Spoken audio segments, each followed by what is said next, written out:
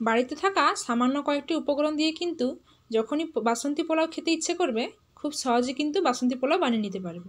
আর এটা কিন্তু হবে একদম পারফেক্ট, একদম ঝরঝরে, দেখেই বুঝতে পারছো। আর আমার চ্যানেলে যদি নতুন হয়ে থাকো নিত্য নতুন রেসিপি পেতে প্লিজ চ্যানেলটাকে সাবস্ক্রাইব করে দিও।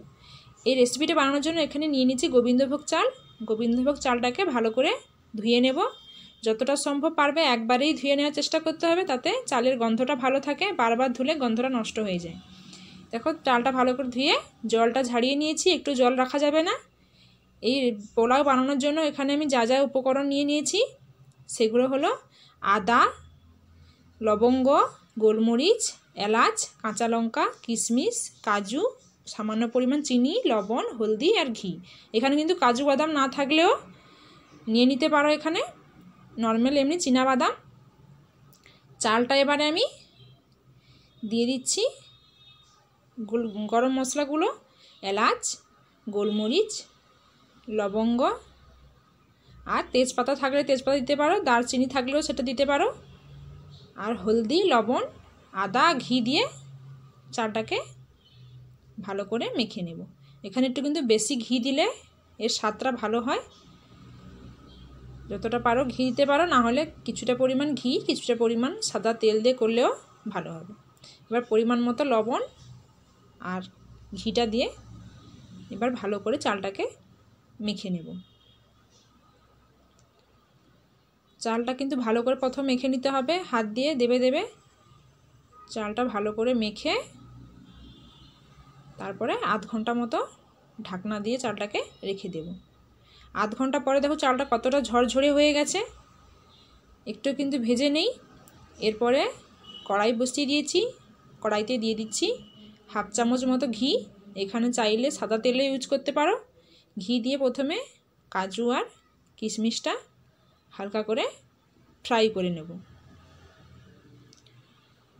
কাজু কিশমিশটা যখন ভালোভাবে হালকা ভাজা হয়ে যাবে তারপরে চালটা যে রেখেছিলাম এবারে চালটা তুলে দিচ্ছি, দিয়ে এর সঙ্গে চালটাও ভেজে নেব একসঙ্গে।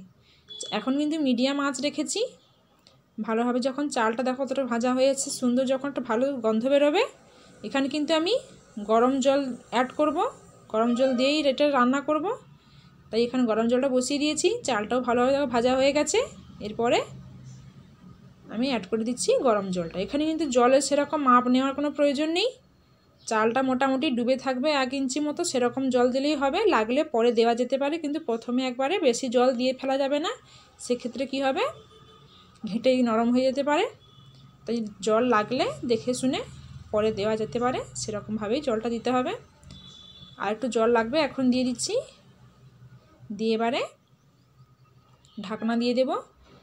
সে যখন ভালোভাবে ফুটে আসবে, কিছুটা ফুটে আসলে তারপর জল লাগলে দিয়ে দেওয়া যেতে পারে।